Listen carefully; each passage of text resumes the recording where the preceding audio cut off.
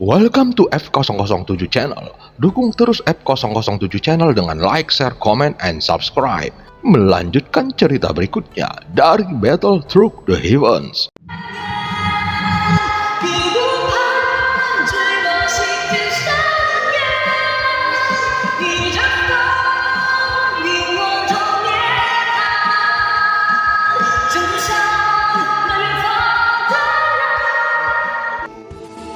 Selamat beraktivitas dan terima kasih atas dukungannya selama ini. Semoga semua sobat F007 selalu diberikan kesehatan dan rezeki yang berlimpah. Amin ya robbal alamin.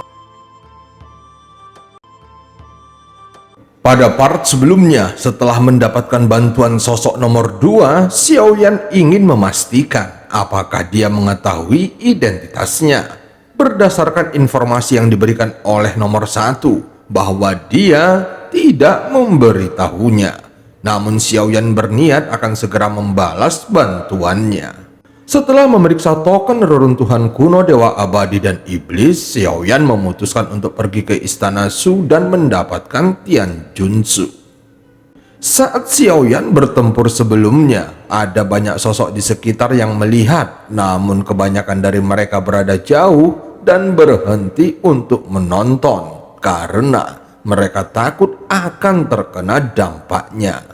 Bagaimanapun, mereka bahkan tidak tahu apa penyebab pertempuran itu. Mereka hanya tahu bahwa pertempuran besar sedang terjadi di sini dan tidak mengetahui level kekuatannya. Setelah Yuyan pergi, Xiaoyan tidak berlama-lama di sini dan langsung bergegas menuju Istana Shu. Sekarang yang perlu dilakukannya hanyalah menemukan cara untuk mendapatkan versi lengkap dari token reruntuhan kuno Dewa Abadi dan Iblis. Selain itu, Xiaoyan juga harus menyelesaikan tugas dari sosok nomor 2 untuk membunuh roh pedangnya yang bernama Ningmo. Meskipun kali ini nomor 1 lah yang meminta nomor 2 untuk membantu Xiaoyan, namun setelah bertemu dengannya, dia merasa pasti akan bertemu lagi dengan nomor 2. Dengan kekuatan nomor 4, ditambah fakta bahwa dia penguasa dunia kuno Dewa Abadi dan Iblis, seharusnya tidak akan menjadi masalah besar baginya menemukan Ningmo. Tetapi sepertinya nomor 1 sengaja melakukannya. Bagaimanapun, sosok nomor 2 pernah memiliki hubungan yang tidak jelas dengan Master Jahat, sehingga Xiaoyan dapat menggunakan kesempatan ini untuk berteman dengannya. Namun masih banyak lagi hal yang harus dilakukannya dan yang terpenting adalah kembali ke Senshi secepatnya. Xiaoyan segera mengalihkan pandangannya ke arah si Xiao dan berkata, "Kamu boleh pergi." Xiaoyan tidak mengizinkannya lagi mengikutinya, jadi tidak ada gunanya dia tetap berada di sini. Sementara itu, Long Biao tampak tiba-tiba setuju dan melangkah maju dari samping. Kemudian Xiaoyan melihat ke arahnya, sehingga Long Biao menjadi sedikit terkejut. "Aku tidak akan pergi dan aku tidak ingin pergi." Long Biao tidak menunggu Xiaoyan yang pertama berbicara, namun Xiaoyan hanya mengabaikannya. Xiaoyan segera memalingkan mukanya dan melihat wajah pucat di belakangnya. Dia menatap Yongdong yang hanya memiliki 4 bintang di antara alisnya dan terlihat ada sedikit kelembutan di matanya. Meskipun dunia ini kejam dan yang kuat akan memangsa yang lemah, faktanya bahkan jika Xiaoyan ingin mengambil semua kekuatan darah Yongdong, yang terakhir tidak akan melawan. Tentu saja tindakan Yongdong ini telah membalikkan tebakan Xiaoyan sebelumnya. Dia juga tahu bahwa Yongdong jelas tidak terlihat sederhana seperti di permukaan, apalagi keberadaannya pasti terkait erat dengan klan Cimi. "Apakah ada yang ingin kamu sampaikan kepadaku?" Saat ini Yongdong hanya menatap Xiaoyan. Matanya tampak rumit, tetapi pada akhirnya dia tidak berkata apa-apa. Melihat ini, Xiaoyan tidak bertanya lagi, tetapi sebelum pergi, dia menyerahkan 2 tetes esensi darah kepada Yongdong. Sekarang Xiaoyan telah menembus dewa asli alam leluhur, sehingga qi dan darah di tubuhnya telah mengalami perubahan yang mengejutkan.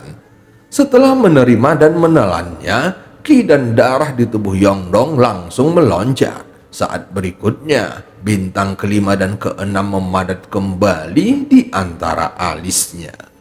Meskipun kekuatannya belum dikembalikan ke dewa asli bintang 8, namun kekuatannya telah dipulihkan ke bintang 6 yang membuat Yongdong menjadi sangat puas. Ayo pergi.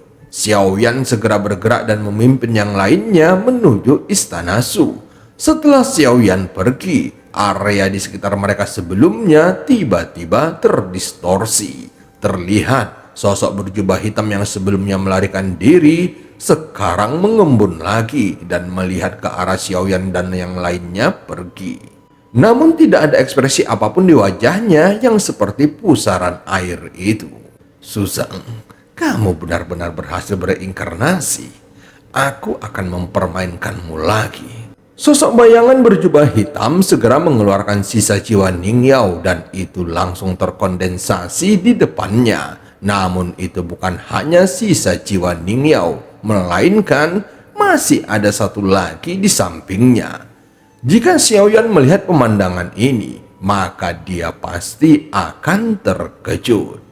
Adapun sisa jiwa yang terkondensasi di sebelah Ning Yao adalah Tiansun. Sebelumnya, Xiaoyan telah melenyapkannya dengan mengorbankan domain dewa abadi miliknya. Pada saat yang sama, ada sosok yang melewati area tersebut dan tiba-tiba mereka ditarik ke tempat sosok berjubah hitam itu berada. Sebelum mereka sempat bereaksi, terdengar ledakan keras dan mereka berubah menjadi kabut darah. Tetapi yang jelas pengorbanan ini masih belum cukup. Sesaat kemudian ada beberapa sosok lagi yang datang. Tampaknya mereka sedang mencari istana, tetapi ketika mereka tiba, tubuh mereka juga meledak dan berubah menjadi kabut darah. Saat Susang masih hidup, dia juga membunuh pengikutku. Dan aku tidak menyangka hal ini akan tetap terjadi setelah dia bereinkarnasi. Tetapi itu tidak masalah. Bagaimanapun semua pengikutku memiliki tubuh yang abadi. Selama aku masih hidup, kalian jangan takut tentang hidup dan mati. Saat ini, kabut darah yang tak terhitung jumlahnya telah membungkus sisa jiwa Ning Yao dan Tiansun. Terlihat kabut darah telah membentuk dua sosok yang berwarna darah dan itu berangsur-angsur mengembun hingga kedua tubuh berdaging itu terbentuk kembali. Ketika mata mereka yang tertutup perlahan terbuka, terdengar tawa tajam yang keluar dari sosok berjubah hitam. Dia telah meninggalkan tempat ini dan akan segera kembali ke Sensi. Setelah terobosan ini, aku punya pengaturan buat kalian dan yang lainnya. Kalian harus segera pergi ke lembah empat angin untuk merebut tubuh fisik Daji. Dan tidak boleh membiarkan Daji memulihkan tubuh fisiknya. Sosok berjubah hitam itu berkata dengan tegas. Mungkin Xiaoyan tidak akan berpikir bahwa sosok berjubah hitam dapat menghidupkan kembali Ning Yao dan Tiansun. Bagaimanapun, keduanya sama-sama sudah dilenyapkan dan seharusnya jiwa mereka memasuki alam reinkarnasi. Hanya saja Xiaoyan terlalu ceroboh dan tidak memperhitungkan bahwa Raja Roh Istana Surgawi telah menukar jiwa mereka untuk mendapatkan kekuatan. Adapun yang mengumpulkan jiwa-jiwa ini adalah sosok berjubah hitam. Sehingga untuk bisa membunuh mereka berdua tidak sesederhana yang dipikirkan Xiaoyan. Faktanya, bukan karena Yang Mulia tidak mengambil tindakan untuk melenyapkan Raja Roh Istana Surgawi, tetapi mereka memang tidak bisa dibunuh. Jadi pada akhirnya, Yang Mulia memilih untuk menekan kekuatan mereka. Apakah itu adalah reinkarnasi Yang Mulia? Ning Yao dan Tiansun langsung berkata serempak. Saat ini mata mereka berangsur-angsur menjadi cerah, seolah-olah ingatan mereka secara bertahap mulai kembali. Keduanya saling memandang dan setelah beberapa saat mereka sepertinya mengingat sesuatu. Segera kebencian yang kuat muncul di mata mereka. Untuk saat ini, kalian jangan bertindak apapun. Setelah sosok berjubah hitam selesai berbicara, tidak ada kata-kata lagi yang terdengar. Segera sosok berjubah hitam itu menghilang dan hanya menyisakan pusaran air. Setelah Ning Yao dan Tiansun mendapatkan kembali tubuh mereka, kekuatan mereka sekali lagi jatuh ke keabadian Kaisar langkah ke-9.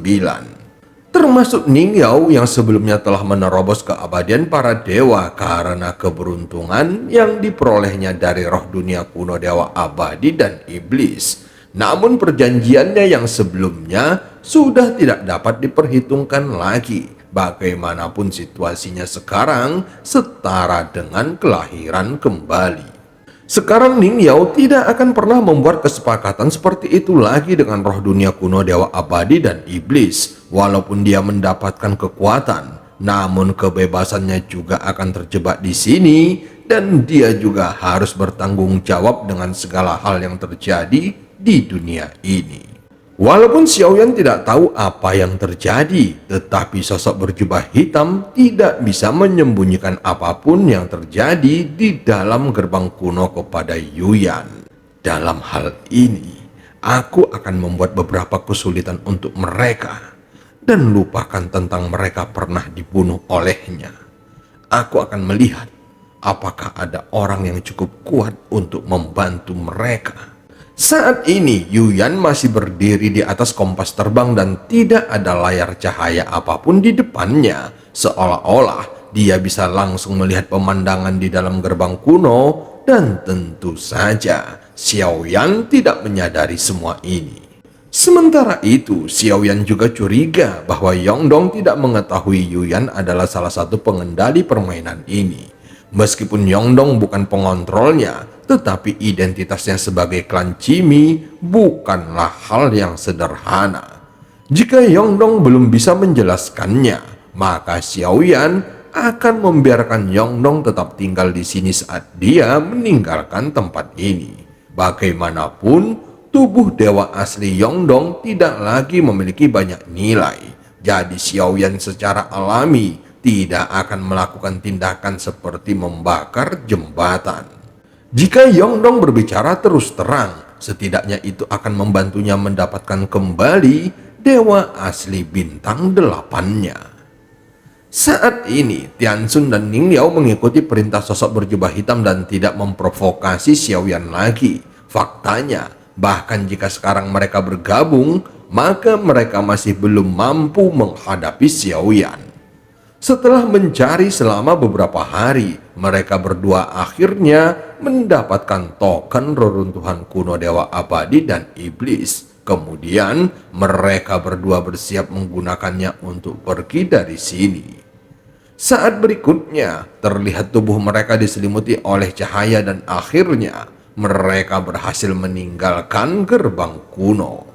Ketika muncul di kehampaan, mereka langsung hendak pergi, tetapi sebuah suara menghentikan mereka berdua. Suaranya indah dan itu terdengar seperti wanita dengan temperamen yang lembut. Namun ekspresi wajah Tiansun dan Ning Yao menunjukkan kewaspadaan. Keduanya segera berbalik dan melihat sosok cantik yang sudah ada di belakang mereka. Sebelumnya, mereka sama sekali tidak menyadari ada seseorang yang mendekat. Pada saat ini, pikiran mereka berubah bentuk seperti sungai, adapun ingatan mereka masih berbintik-bintik, sehingga mereka tidak bisa mengenalinya dan membuat situasinya menjadi semakin buruk. Menurutku, kalian berdua dalam keadaan kurang sehat. Maukah kalian istirahat 2 minggu denganku? Oh tidak. Itu seharusnya hanya istirahat 3 hari. Saat Tiansun dan Ning Yao mendengar ini, tatapan aneh tiba-tiba muncul di mata mereka. Ketika melihatnya lebih dekat, mereka melihat seorang wanita cantik yang memiliki alis hitam, mata besar dan indah yang bersinar dengan cemerlang. Dia juga memiliki aura yang kuat dan terlihat semakin cantik, sehingga seseorang bahkan tidak dapat membayangkan kecantikannya.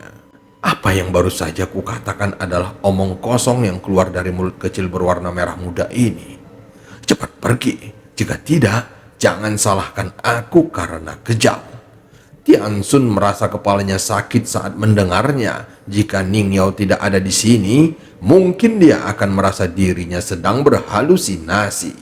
Saudaraku, apakah menurutmu aku sedang bercanda? Suara lembut Yuyan terdengar perlahan lagi. Segera sepasang mata yang indah menatap Tiansun dan Ning Yao. Pada saat ini, Yuyan memancarkan cahaya yang aneh. Segera mata Tiansun dan Ning Yao tiba-tiba tampak seperti sedang melihat orang gila yang berjalan mendekat dan langsung berbisik. Setelah mendengar apa yang dikatakannya, mereka berdua segera mengabaikannya lalu pergi. Tetapi saat mereka berdua berbalik, segala sesuatu di sekitarnya langsung berubah. Seketika, dunia di depan mereka menjadi berwarna merah muda. Ketika berbalik, mereka melihat sosok yang tidak mengenakan sehelai benang pun menjulang tinggi di antara ilalang merah muda. Mata Tiansun dan Ning Yao secara bertahap dipenuhi dengan warna merah muda. Saat berikutnya, keduanya tenggelam seluruhnya di lautan ilalang berwarna merah muda ini. Dan terdengar suara naik turun yang menyebar dengan merdu. Ini bukanlah masalah. Aku punya ramuannya di sini. Kita baru saja memulainya. Silahkan kalian berdua menikmatinya. Tiansun dan Ning Yao mungkin belum pernah mengalami perasaan seperti itu. Saat ini mereka seharusnya bahagia. Tetapi mereka merasa sangat takut.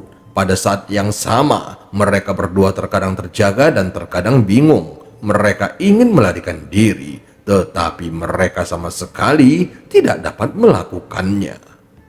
Seiring berjalannya waktu, mereka merasa sangat nyaman dan tidak tahu sudah berapa lama waktu berlalu. Terlihat mereka terus mengambang di kehampaan tanpa ada satupun benda yang menutupi tubuh mereka. Wajah mereka pucat dan seperti sama sekali tidak memiliki darah. Jika bukan karena dada mereka yang naik turun, maka mereka mungkin akan dianggap sudah mati. Setelah sekian lama, mereka berdua terbangun dan merasa linglung, seolah-olah seluruh kekuatan mereka telah terkuras. Ketika mereka melihat ke sekeliling, sosok cantik itu sudah lama menghilang dan mereka seperti berada di dalam mimpi. Saat mereka mengangkat tubuh dan melihat ke sekeliling lagi, mata mereka tiba-tiba membeku. Saat ini mereka dapat yakin bahwa pemandangan yang baru saja terjadi bukanlah ilusi, karena tidak jauh dari mereka ada kompas terbang dan di atasnya terdapat sosok wanita cantik itu. Ketika mereka berdua melihatnya, sosok cantik di atas kompas terbang mengangkat wajahnya dengan ekspresi aneh dan tersenyum datar pada mereka. Hal ini menyebabkan Tiansun dan Ning Yao langsung terkejut. Saat ini mereka sudah tidak peduli tentang apapun lagi dan keduanya tampak dalam keadaan malu. Mereka segera meninggalkan tempat ini dan saat Yuyan melihat mereka yang buru-buru melarikan diri, dia langsung tertawa kecil seperti lonceng perak. Di dalam pikiranku hanyalah tentang dia. Sayang sekali, aku tidak menyangka avatarnya tidak bisa melakukannya. Tetapi itu bukanlah masalah. Jika dia datang ke sini, aku pasti akan menangkapnya. Setelah memikirkan hal ini, senyuman di wajahnya menjadi semakin cerah. Sementara itu di Istana Su, banyak orang kuat yang telah berkumpul di sini dan mereka menunggu kebangkitan penguasa Istana Su. Bagaimanapun, semua orang ingin membunuh penguasa istana dan mendapatkan segelnya. Sebagian besar orang kuat di sini hanya ingin mengumpulkan 3 segel, sehingga bisa pergi dari tempat ini. Setelah memasuki dunia ini, mereka akhirnya menyadari bahwa gerbang kuno hanyalah tipuan dari dunia kuno dewa abadi dan iblis. Untuk mendapatkan keberuntungan, mereka harus membayar harga yang sangat besar. Adapun mereka yang kekuatannya lebih lemah akan terus terjebak di sini, kecuali mereka mendapatkan keajaiban. Tempat ini terlalu berbahaya. Kami telah kehilangan sebagian besar anggota klan kami. Setelah mendapatkan segelnya, kami akan segera pergi. Di luar Istana Su ada sekelompok sosok. Sebelumnya orang-orang ini pernah bertemu dengan Xiao Yan dan yang lainnya sekali. Mereka adalah anggota klan Yang Hua yang sebelumnya pernah mengejar si Xiao. Yang Hong Xuan yang memegang Trisula jelas telah menakuti orang di sini dan dia segera melompat ke depan. Wajah Yang Hong Xuan terlihat bangga dan menghina. Dia merasa penuh percaya diri karena dia merasa pasti akan menang. Tampaknya di mata kelompoknya, semua orang di sekitarnya tidak layak untuk disebutkan. Jika mereka berani melawan klan Yang Hua, maka itu sama saja akan mengorbankan diri mereka sendiri. Sehingga tidak ada yang berani untuk memprovokasi mereka. Pada saat ini mereka mendengar suara hembusan angin. Mata Yang Hong Xuan tiba-tiba melebar dan dia melihat ke arah suara angin. Segera dia melihat beberapa titik hitam yang berangsur-angsur membesar dan itu berubah menjadi beberapa sosok yang langsung bergegas menuju ke arah Istana Shu. Kelompok ini adalah Xiao Yan beserta Zhonggu dan yang lainnya. Saat melintas, mata Xiao Yan bahkan tidak melihat ke arah Yang Hong Xuan, tetapi hanya fokus melihat Istana Shu. Dan cerita pun berakhir. Sampai ketemu di part selanjutnya.